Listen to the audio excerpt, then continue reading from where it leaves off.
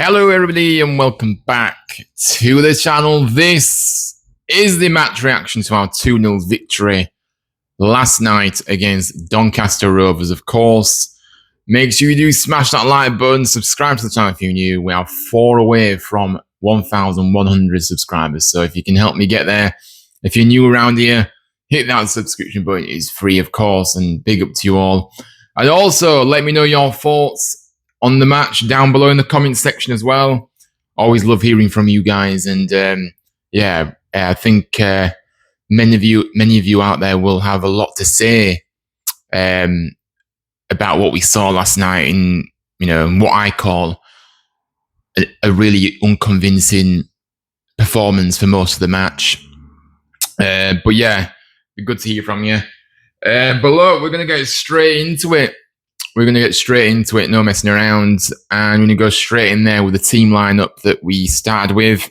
Obviously, a few changes from the weekend, 3 to be precise, as Castledine, Wallace, and Feeney all came in to the starting 11 for Watmore, Rowan, and Wiles. So the full starting lineup before we go into a few key points of this. Owen Gooden in goal, obviously a back 4 of Murray Wallace at left back, Jolo centre back, of course with Feeney partnering him, and then Lyndon Gooch at right back, of course, as well. The 2 holding, Herbie Kane and Joe Led's now captain. Further forward in the more attacking role, of course, Rusk on the left, Castledine as the 10 down the middle there, and on the right we've got Harness, and then up front Alfie May started. On the bench, Nichols, Sorensen, Wiles, Taylor. Charles returns back to the bench after missing out at the weekend, and McGuinn and Ashia. And yeah, look, if you look at that, he completely left out Watmore and Rowan completely in the squad. Despite not having any, they didn't pick up any injuries during the weekend's game against Blackpool. So it was very much kind of a strange one, wasn't it?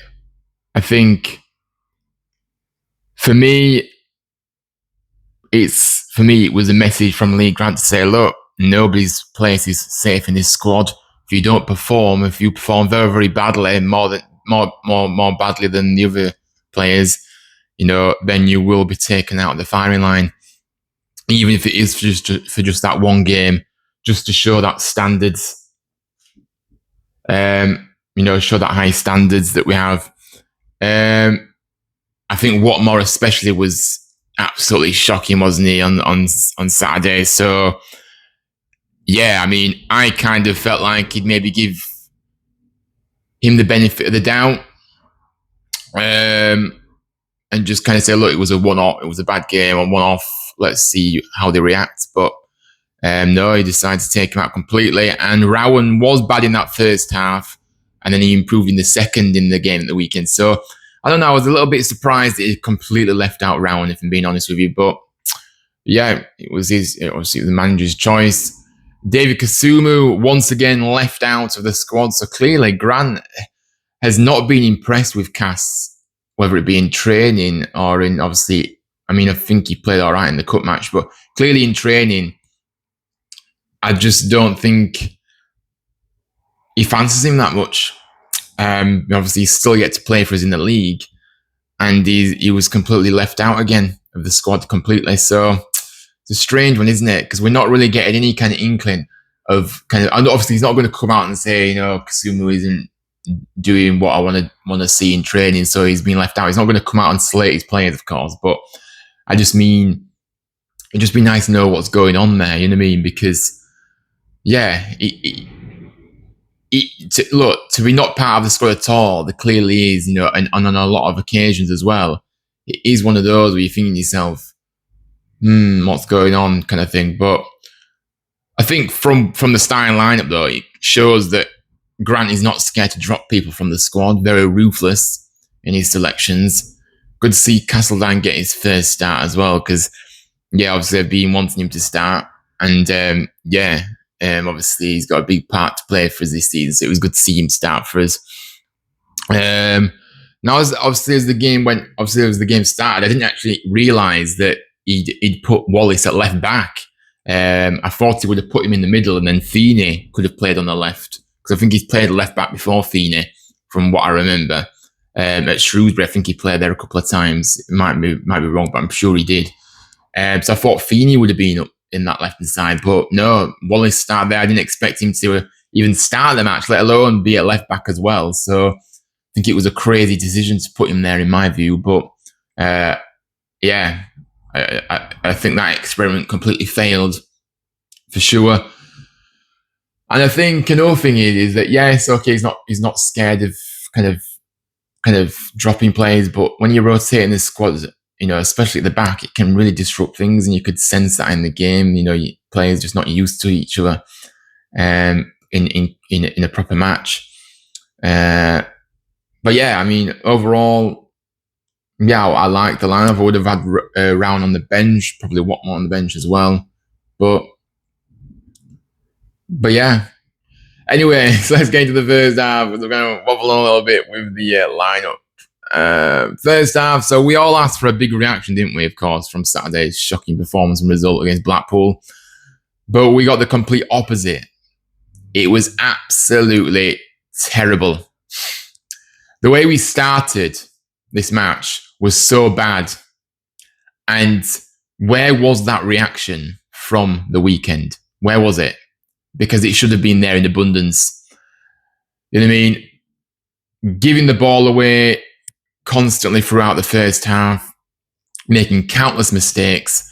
The gap between the defence and the midfield was far too big, in my opinion. I saw it many times in that first half, just like, what is going on?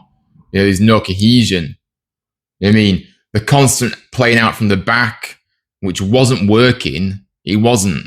It was clear. We were making so many errors from doing that exact thing. So why keep doing it if you're going to keep making errors? You know what I mean? I think it was far too slow throughout. No urgency whatsoever in our play. Nobody wanting the ball. Everybody just stood static. Nobody wanted it. Nobody were moving for it. We lost every duel. And we were just second to every ball every single time. It was just simply unacceptable what we saw there. We couldn't get out of our own half either. Doncaster were, dominating, having chance after chance. And if they would have had better quality, in terms of players that can finish. Kieran Molyneux, I know, was on the pitch, but I think he wasn't really getting any chances. It was the other guys that the chances fell to. And if they had better finishers, then we would have been losing. I think Castledine, obviously, the highlight of the first half was probably that challenge that Castledine made.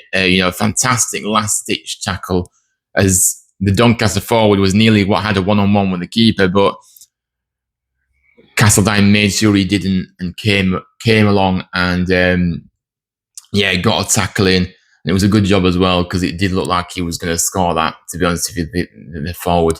I didn't really think that he was going to miss. Big up. We love a tackle around these ways, and Castledine providing us with a perfectly timed, brilliant tackle. And I think overall, though, look, we just rode our luck in that first half, didn't we? And we were very lucky not to be losing this game by a couple of goals at the break. Let's not sugarcoat it.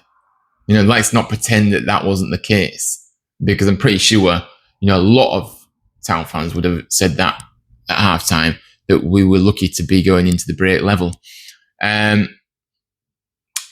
And the reality is, look, no disrespect to Doncaster, but when you are coming up against stronger opposition, we will come up against stronger teams in this division. And we're not going to get away with how we played in this game at all. We're going to get punished simply because, like I said, we can't play as badly as this and expect to get anything. More often than not, you're going to lose playing like this. We didn't last night, and we find a way to win. But usually, you ain't getting away with playing like that. That's the reality. I think Wallace struggled massively, especially against a tricky player in Molineux. Like I said, I was shocked that he was at left back. I'm sorry. First of all, he hasn't got the pace to be at left back. We need our left back to get forward a bit as well. He wasn't obviously comfortable doing that. So that was the left hand side. We only had Ruskin that was down at left side. Wallace, I know, did step up a little bit at times, but he didn't look comfortable. He's not mobile enough to be going forward. You know what I mean? But defensively, and the fact that he was just all over the place, no, he's not a left back, and that was a silly decision by the manager to put him there in the first place. And if you did your research, then you putting him up against Molineux, who's one of the quickest wingers in the league, and he's a very, very good player. So come on now, we've got to be sensible. So I don't understand why he did that at all in terms of putting him there. If you're playing Wallace, I wouldn't start Wallace because I don't think he's a starter in the league, especially. If you're starting him, you put him in the middle and you put Feeney out on the left. That's what you do. You don't expose him like that the way he did with Wallace. And yeah, he was dreadful. Kane, look, once again, for me, such a weak link in that midfield, and he showed in that first half. Sorry, not good enough. And we're going to kind of highlight a little bit about the midfield a bit later on as well. So I'm not going to go, but Kane, just not nowhere near. Look, he started every game for us, and it's just in the league, and it's just like, why is he starting every game? What is he doing? What's he doing spectacular that I'm not seeing on that field on a match day when we're playing? I don't really know why his position's protected at the moment. But look, the only positive for me was at the break was it was 0-0. We weren't losing, and I really did think as the half was going on, and then at halftime, I felt, you know what, this is going to be one of those nights, isn't it? It's going to be one of those frustrating nights where we're either gonna lose the game in the end, or we're gonna drop points, because it was still, even if it was going to be a draw, we still would have dropped points in that match because it's not good enough. We need to be winning the game. So yeah, we would have. The reality is that it was the only positive we could take from the first half, that we weren't losing. And that was more down to the fact that, yes, Castledine got a tackling, but Lowe was doing his best at the back as well. I thought Feeney did okay, was a little bit shaky, but yeah, I think Lowe and Castledine definitely was doing their jobs properly. And I just think, we just kept trying to give them opportunities in the first half. But yeah, overall, a disjointed, sloppy performance and zero reaction from the weekend in that first half that we saw. Midfield, like I said, was bypassed far too easily. You can't have your midfield completely disjointed and just get bypassed like that. Too many gaps. No, it's not acceptable. If you look at the stats here that I'm going to put on screen as well, but Doncaster had, it shows that Doncaster were the better team in that mainly because we were so bad, but still Doncaster still had to do things, and obviously they had two big chances in that first half, as the stats show here, and they didn't take either of them, but they had more possession. They were, you know what I mean, looked like they were going to score more than us. So yeah, not good. But look, second half, we need to see a reaction, and for me, the fact that there were no changes at the break, I think that really did surprise me. After what we'd seen in that first half, I didn't really understand why he hadn't changed it at half time personally, but he didn't. And again, what was said at half time, because like I said, there was no reaction at all at the start of the half, and it was very, very worrying. And I think if you look at it, for the opening 25 minutes of that second half as well, it was the same as the first. The way we were playing, there was no improvement. And the subs that came on, made a massive difference and were the difference in the end. They were the difference between, drawing or even losing and well, drawing, yeah, because it was 0-0 when they came on. So yeah, drawing the game, they were the difference between drawing the game and winning the game. So there we are. Obviously, especially, Wiles and Taylor, both for me completely changed the game.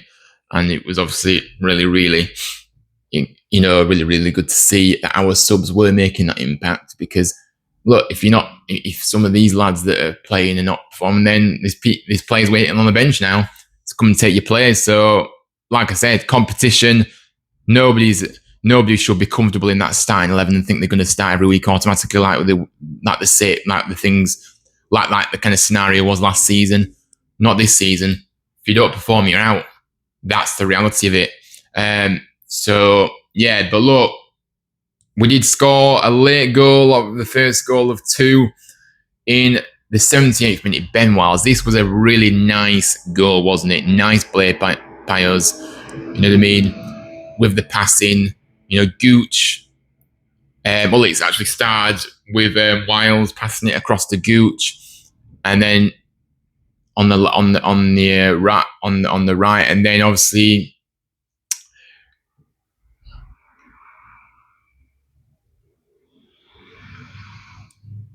And then obviously, Hahn has picked up the ball, played a brilliant through ball to Wiles to run onto. And obviously Wiles strikes it into the bottom left-hand corner to score. A very good move and really nicely finished by Wiles. And again, for me, shows that when Wiles does come off the bench, he makes a bigger impact than when he actually starts. That's how I see it. All those people out there saying, "Oh, everybody's slating Ben Wiles, blah blah blah." Yeah, sure, he has been poor, so that's why he's being criticised. So when people are just out there saying, "Oh, he scored," so everybody that's slating him, shame on you and all this. No, it's not like that. I think Ben Wiles is a player that will come off the bench and will make an impact, big impact, like he did last night. When he starts games, he's too much in and out of the game.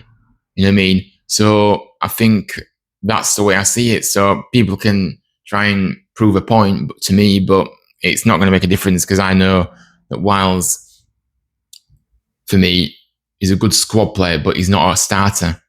That's how I see it, really. But yeah, look, then obviously 6 minutes later, we managed to go 2-0 up via another penalty.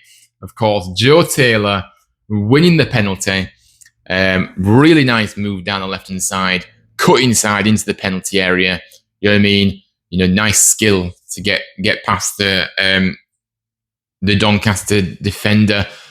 But then, because he'd got past him, he was just being tugged. His shirt was being tugged on constantly. And obviously Taylor went down. It was a clear tug on the shirt and clear foul.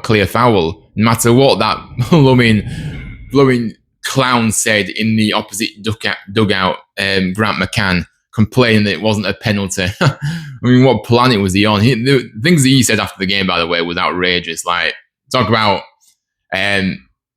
being a sore loser. At the end of the day, you didn't take your chances and you lost the game. So you only got yourself to blame as to why you didn't win the game. So yeah, Grant McCann, their manager, don't know what it was on, but it was a definite penalty. And of course, Taylor did step up and was a fantastic penalty. You know what I mean? Into really nicely played, really cool, composed, and really, really good penalty indeed. And it was good to see Taylor get off the mark this season, first goal of the season. And he needed that. Don't care if it comes from a penalty or if it comes from a deflection into the net. I don't care. Taylor needed a goal. And it's important that our strikers start firing. And hopefully that'll help him push on now. But look, yeah, like I said, Taylor got into a shooting position and then got dragged down. And it was a penalty. The referee said a penalty. And then, yeah, Taylor wasn't missing.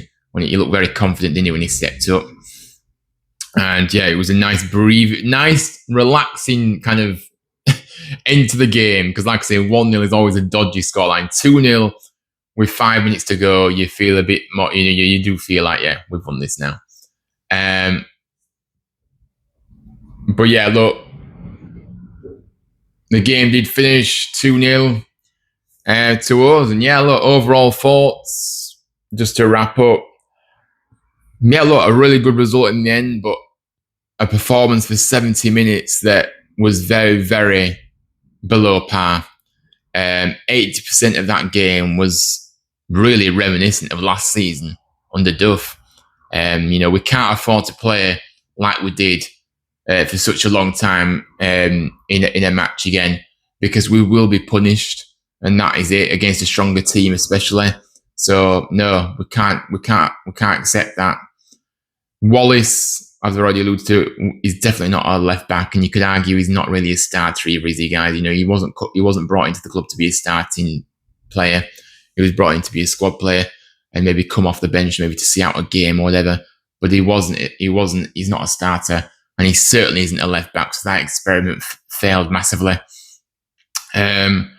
The subs, like I said, changed the game massively. Wiles and Taylor both getting the goals. Great to see Taylor get his first goal of the season. Now, hopefully, that fires him up and he kickstarts his season, and we'll see him get a few more goals in the coming games as well. Just as that goal will have given him a big confidence boost. Wiles, obviously, good option from the bench, and like I said, will make a bigger impact there than starting. That's how I see it. Gooch, guys, Gooch, what a player he is, guys. Once again, brilliant performance. He was my man of the match. What a sign he's been. And I think as fans, we've certainly fallen in love with him already. Full of quality he is. Gets down that wing, but also gets back and gets stuck in as well. He's just a fantastic all-round player. Professionalism, top notch as well. Just great. Really, really good. And of course, we have we shout his name, don't we, when he does something good. Gooch. Gooch. Yeah, that's better, right? But yeah, look, again, though, as I said, the midfield is still a big concern for me. And from my viewpoint, the sooner he either brings Kasumu back into the fold, or once McGuan is fully fit, the better, because the better it will be for us. Because as for me, because for me, Kane is not good enough. He's far too slow, and he's not good enough. Again, might be a good squad player for you, but he's not a starter for you. Playing out from the back didn't work, clearly. Highlights once again, like I said, you will struggle to win games most weeks without a proper midfield. That's where the game is won and lost. And starting Kane doesn't cut it at all. So that is the reality. Kane and Ledson together do not work in those 2 6 positions. They just don't work. So yeah, it needs sorting. Did this, and I've got a question for you guys out there. Did this game show we still need a couple of more signings before the window closes, by the way? Because for me, I think it absolutely does. But look, I've seen a lot of people out there say we need a tall, physical striker, a focal point, which I do agree with. Especially when we do get balls into the box from the wings, or we want to go long. We need someone who can win those headers, you know what I mean? And it's just another dimension to have. I'm not saying do it from the start, but if we're trying to get a goal, final 15, 20 minutes of the game, it's good to have another option from the bench in terms of a different type of profile of striker that we can bring on and make, and make a difference. For me, we're still light on options on the wing as well. We need another winger for me. That's how I see it. But look, we won the game, and we move on to Saturday now against Stevenage, another home game, of course, where we need to make sure we get all the 3 points, but also make sure we play a lot better, because let me tell you, we have to do. We cannot continue this. The reality is if you play well, you play your best, then it should be enough to get the 3 points. So the performance first, the points second, if you know what I mean in that aspect. Like, of course, if you don't play well and you still win, then of course we'll take it. But if you perform well, then you're going to win the game more often than not. So you give yourself a good chance. That's what I kind of meant to say. But look, thanks so much for watching. I do apologise that I don't know. I think this has kind of been a bit of a long match reaction, but I've had a lot to say, to be fair. So yeah. But look, thanks for watching. Make sure you do smash that like button on your way out. Subscribe to the channel if you're new, and let me know your thoughts down below in the comment section. What you made of this match as well, as we of course secured all 3 points to bounce back after the disappointing results over the weekend. So yeah, it was imperative we bounced back, and we showed our class in the end in terms of the substitute. We had better subs than them, didn't we? So yeah, let's see what Saturday brings. But look, plenty more to come on the channel. Obviously, I've got a video that I'm going to upload later on this afternoon, and then I've got my League One predictions for the weekend out tomorrow, and then of course the preview to our game against Stevenage on Friday evening. So yes, hopefully you can join me and Mike then. But until next time, thanks so much for watching. I'll see you all very, very soon. As always, up the town. Lee Grants, but yeah, take care, and I appreciate all of your support. Bye for now.